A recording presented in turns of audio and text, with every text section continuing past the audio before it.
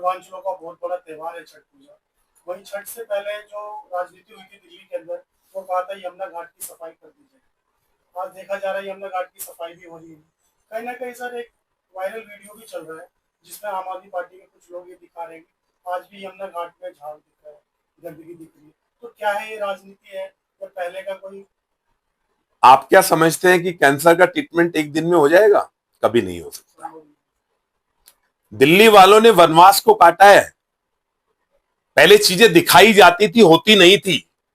यदि आज हम पूर्वांचल के बारे में बात करें तो पूर्वांचल का सबसे बड़ा यदि कोई महोत्सव है तो ये है, छठ पूजा से बड़ा, और उनका समर्पण है उसके प्रति। यदि बिहार वासियों की बात करें हम, या ईस्टर्न यूपी, उस ईस्टर्न यूपी की बात करें, वहां के जो लोग हैं, इतने घंटे पानी में आज के माहौल में खड़े रहना ये कोई आसान काम नहीं है, ये बहुत मुश्किल काम है। लेकिन यदि आप बात करें घाटों की, तो ये तो एक आम आदमी का एक प्रोपेगेंडा हो गया, आम आदमी पार्टी का, कि कहीं से एक दो फोटो क्लिक करो, किसी को लो और उसको वायरल करा दो। ऐसा नहीं होता है, हमें हकीकत में जीना होगा।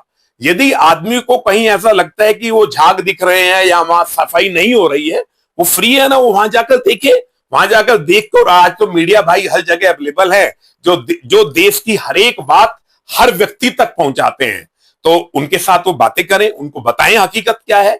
तो मैंने तो बहुत सारे जगह सर्वे किया और मुझे तो मतलब ये लगता है कि जैसे दिल्ली में जो वनवास का समय था वो खत्म हो गया। दिवाली महोत्सव पूरे हिंदू का बहुत बड़ा त्योहार है सर। इसे 5 दिनों के लिए मनाया जाता है। कुछ हमारे दर्शकों को साझा करें सर, क्या है इसकी? पहले तो मैं आपके चैनल को बधाई देता हूँ, दिल्ली वासियों को बधाई देता हूँ इन 5 दिन के दीपोत्सव के माहौल को। और भारत देश में यदि हम कहीं की भी बात करें, ये एक ऐसा उत्सव है जिसकी लहर सब जगह होती है। आपसे भी जानने की कोशिश करते हैं, सुप्रीम कोर्ट ने जो ग्रीन पटाखे को जो मंजूरी दी, कहीं ना कहीं लगता नहीं इसके आड़ में रेड पटाखा भी जला और प्रदूषण का लेवल पहले से ज्यादा? नहीं, मैं आपकी इस बात से पूर्णतः सहमत हूं। और मैं कहीं ना कहीं ये बात कहना चाहता हूं कि सुप्रीम कोर्ट को चाहे तो परमिशन 1-1.5 महीने पहले दे देनी चाहिए थी। सुप्रीम कोर्ट ने परमिशन दी, ये जरूर है कि सनातन के लिए एक नई ऊर्जा बन गई।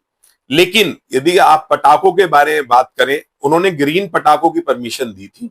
लेकिन यदि आप शॉपकीपर्स की बात करें तो 20% भी ग्रीन पटाखे नहीं है, 80% बेसिकली नॉर्मल पटाखे थे, जिससे आज का पोल्यूशन लेवल बहुत ज्यादा बढ़ गया है। पिछले 3 दिनों में यदि बात करें तो हमारे पास एस्थमेटिक पेशेंट्स काफी ज्यादा एडमिट भी हो रहे हैं हॉस्पिटल्स में और आ भी रहे हैं। तो मेरा ऐसा मानना है कि पटाखा तो फूटना चाहिए, लेकिन यदि जो कोई गाइडलाइन दी गई है, यदि ग्रीन पटाखा है तो ग्रीन पटाखा ही फूटना चाहिए, ना कि उसकी आड़ में कोई भी पटाखा लेके वो फूट जाए, जिससे लोगों को क्षति होती है, उनकी हेल्थ के ऊपर इफेक्ट आता है। उनके ऊपर इफेक्ट नहीं आना चाहिए।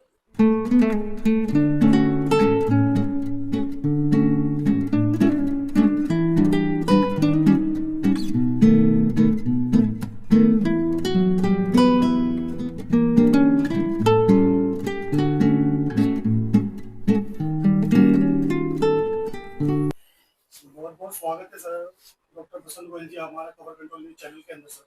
सबसे पहले हमारे दर्शकों को बताएं, जो दिवाली महोत्सव पूरे हिंदू का बहुत बड़ा त्योहार है सर, इसे 5 दिनों के लिए मनाया जाता है। कुछ हमारे दर्शकों को साझा करें सर, क्या है इसकी?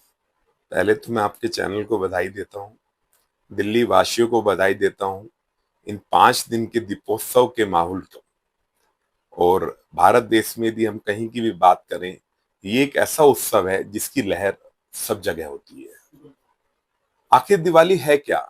दिवाली क्यों मनाई जाती है? क्यों इतना प्रकाश, क्यों मोमबत्ती, क्यों इस तरीके की चीजें होती है, क्यों इतनी लड़ियां लगी होती हैं घर के बाहर? इसके मूलतः 3 रीजन है। सबसे पहला रीजन है भगवान राम।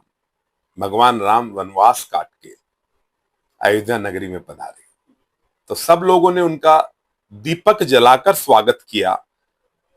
वो एक बहुत बड़ा रीजन है। और अब तो हम कहेंगे कि राम मंदिर भी बन गया, तो 1+1 कहेंगे तो 11 हो गए हम लोग। तो अब तो उत्सव मनना ही चाहिए। जैसे हर बार यदि आप देखें अयोध्या में, तो Guinness book of world record में एवरी ईयर दीपक उत्सव बढ़ता जा रहा है। कुछ लोग, कुछ पार्टी ये भी कहती है कि ये पैसा खर्च कर रहे हैं, इसके ऊपर और चीजें भी कर रहे हैं। यदि आज हम बात करें, यदि आज भी हम दीपावली को इस तरह से ना मनाएं, तो क्या तो सनातन रहेगा और क्या हम लोगों के बारे में कहेंगे। मेरा ऐसा मानना है कि ये वर्ल्ड रिकॉर्ड हर साल बढ़ता रहना चाहिए और जिससे देश का अस्तित्व भी बढ़ता है, हिंदुत्व भी बढ़ता है। मैं तो ये कहना चाहूंगा इसके बारे में। वही दूसरी ओर बात की जाए दशहरा महोत्सव की सर, वो भी हिंदुत्व का बहुत बड़ा त्योहार है सर, पूरे विश्व में मनाया जाता है। इसको लेकर आप यूपी के सीएम योगी आदित्यनाथ जी के पास भी गए, काफी लंबे समय से आपकी बातचीत रही उनके बीच, क्या दौरान हमारे दर्शकों को कुछ बताइए क्या बात है? पहले तो मैं, दशहरा तो बीत चुका है लेकिन बधाई के पात्र तो सब लोग हैं ही, क्योंकि दशहरे का भी एक अपना एक पर्पज है, एक मतलब है कि दशहरे पे भी हमेशा जो है बुराई के ऊपर जीत हुई। रावण जी को राम जी ने मारा। आल्दो रावण वो एक ऐसे विद्वान थे कि जिनके बारे में जितना कहा जाए उतना कम है, लेकिन कहीं ना कहीं हट और आदमी की जिद उसको कहीं ना कहीं खत्म कर देती है। तो मैं आपके चैनल से ये भी एक मैसेज देना चाहता हूं दशहरे के ऊपर या दीपावली के ऊपर कि अपने आप को जितना सिंपल रख सकते हैं आप उतना सिंपल रखें। अपना व्यक्तित्व, चाहे आप कहीं पहुंच जाएं, किसी भी सीढ़ी पर पहुंच जाएं, लेकिन अपने व्यक्तित्व को हमेशा नीचे रखें। जैसे इसका एक बहुत बड़ा उदाहरण क्या है, आप अपने आप को एक पेड़ से कंपेयर कर लें। यदि एक सीधा पेड़ है, इस पर कोई फल नहीं है, और एक पेड़ है जिसके ऊपर फल आए हुए हैं, तो जब आंधी आती है तो वो जो बिल्कुल सीधा होता है वो तो पूरा गिर जाता है, और जो जिससे फल आए होते हैं उस फल में से कुछ थोड़ा सा वो टेढ़ा हो जाएगा, कुछ फल नीचे गिर जाएंगे और उसके ऊपर कोई फर्क नहीं पड़ेगा। तो मैं ऐसा मानता हूं कि अपनी जिंदगी को कहीं ना कहीं ट्री के साथ कनेक्ट करें और वो फलदार ट्री बनाएं अपने आप को, कि आप किसी भी मंजिल को छू लें, लेकिन अपने अस्तित्व को, अपने व्यक्तित्व को आपको वही रखना है जहां से आपने अपनी जिंदगी की शुरुआत की। दूसरा, महाराज जी के साथ मिलना रियली ही मेरा एक सपना है। वैसे तो योगी जी के बारे में जितना बोला जाए उतना कम है। मेरी लंबी चर्चा उनके साथ हुई, स्वास्थ्य सेवा को लेके, मानव सेवा को लेकर और गौ सेवा को लेकर। मैंने उनको एक गौ सेवा, गौ धन से बेसिकली हम पेंटिंग बना के, बहुत लंबे टाइम से मैंने एक पेंटिंग बना रखी थी, वो भी उनको दी।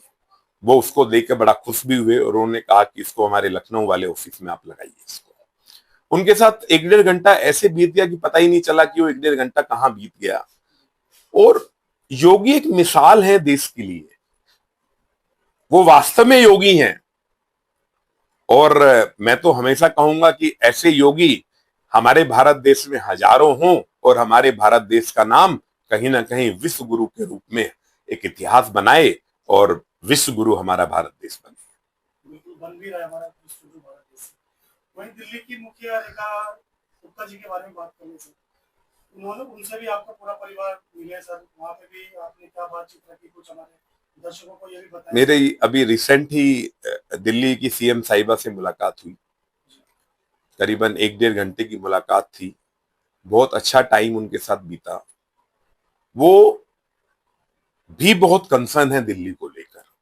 यदि हम पिछले 12-13 साल की बात करें तो दिल्ली को, यदि बिहार से भी नीचे आज हम बात करें तो उस लेवल पर दिल्ली आ गई है।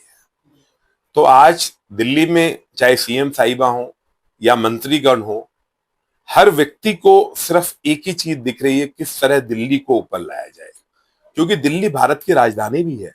यदि मोदी साहब का निवास स्थल है वो भी दिल्ली में ही है।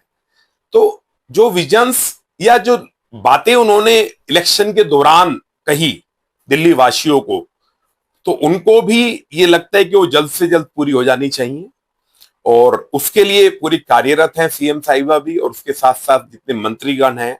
और दिल्ली वासी, मैं कहना चाहूंगा, लोगों में भी चेंजेस आ रहे हैं, लोग भी अपने आप को बदल रहे हैं।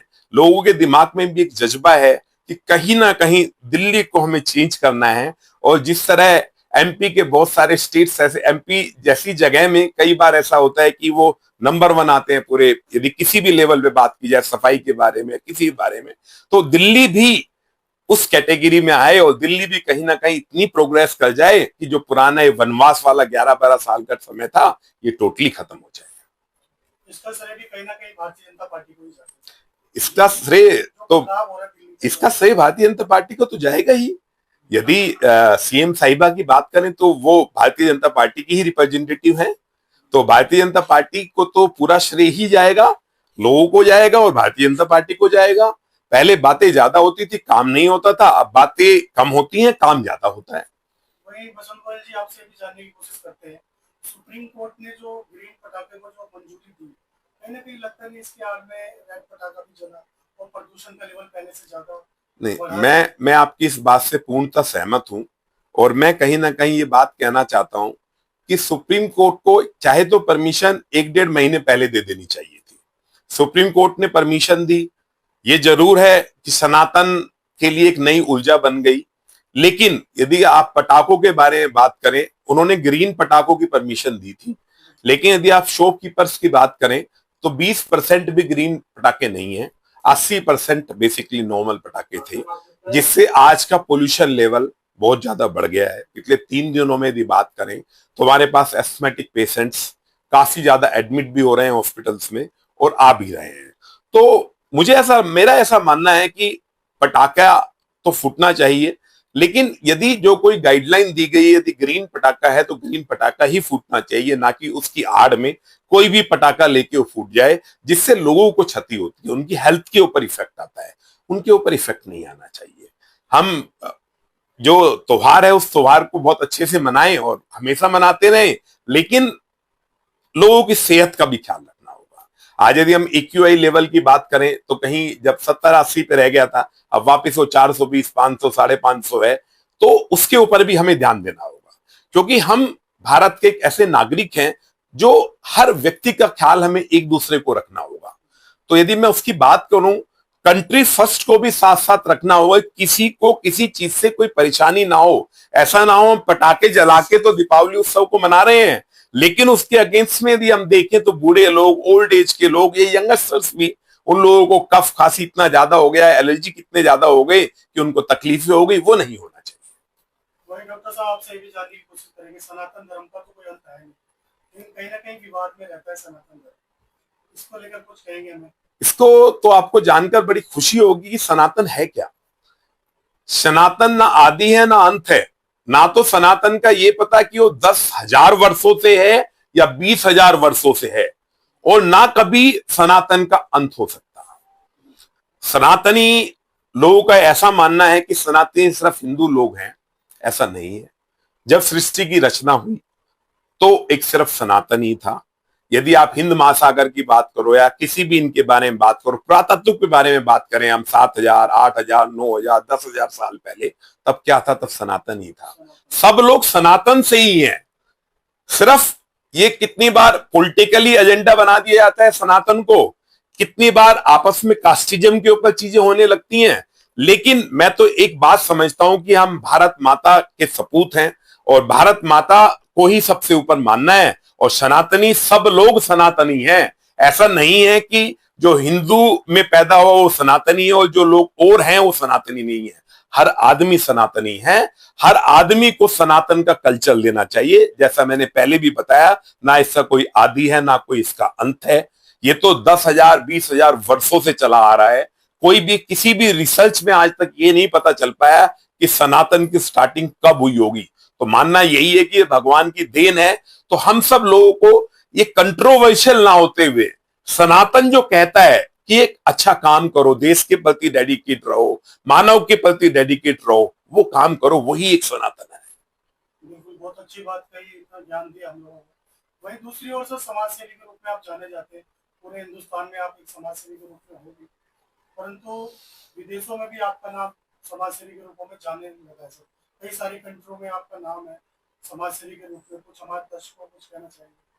मैं तो एक ही बात कहना चाहता हूं, 25 देशों से ज्यादा से मुझे अवार्ड किया गया, लेकिन मैं तो वो अवार्ड अपने भारत देश को सौंपता हूं, भारतवासियों को सौंपता हूं, और कहीं ना कहीं एक गुहार लगाना चाहता हूं कि हर व्यक्ति से कुछ ना कुछ नई शिक्षा, नई चीजों को अडॉप्ट करना चाहिए, उनको अपनी लाइफ में इंप्लीमेंट करना चाहिए।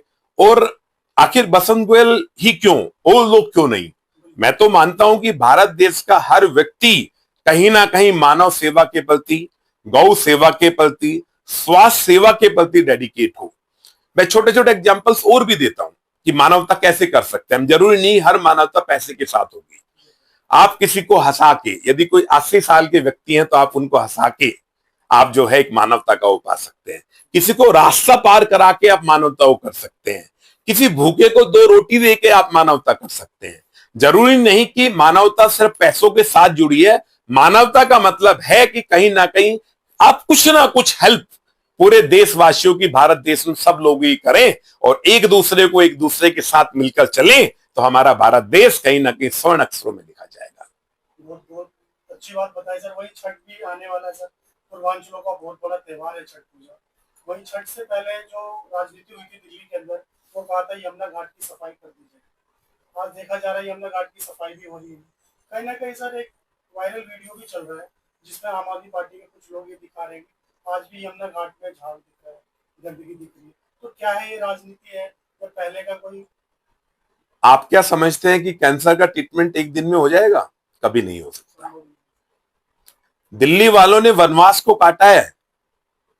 पहले चीजें दिखाई जाती थी, होती नहीं थी। यदि आज हम पूर्वांचल के बारे में बात करें तो पूर्वांचल का सबसे बड़ा यदि कोई महोत्सव है तो ये है, छठ पूजा से बड़ा, और उनका समर्पण है उसके प्रति। यदि बिहार वासियों की बात करें हम या ईस्टर्न यूपी, उस ईस्टर्न यूपी की बात करें, वहां के जो लोग हैं इतने घंटे पानी में आज के माहौल में खड़े रहना ये कोई आसान काम नहीं है, ये बहुत मुश्किल काम है। लेकिन यदि आप बात करें घाटों की तो ये तो एक आम आदमी का एक प्रोपेगेंडा हो गया, आम आदमी पार्टी का, कि कहीं से 1-2 फोटो क्लिक करो, किसी को लो और उसको वायरल करा दो। ऐसा नहीं होता है। हमें हकीकत में जीना होगा। यदि आदमी को कहीं ऐसा लगता है कि वो झाग दिख रहे हैं या वहां सफाई नहीं हो रही है, वो फ्री है ना, वो वहां जाकर देखे। वहां जाकर देख कर, आज तो मीडिया भाई हर जगह अवेलेबल है, जो देश की हर एक बात हर व्यक्ति तक पहुंचाते हैं, तो उनके साथ वो बातें करें, उनको बताएं हकीकत क्या है।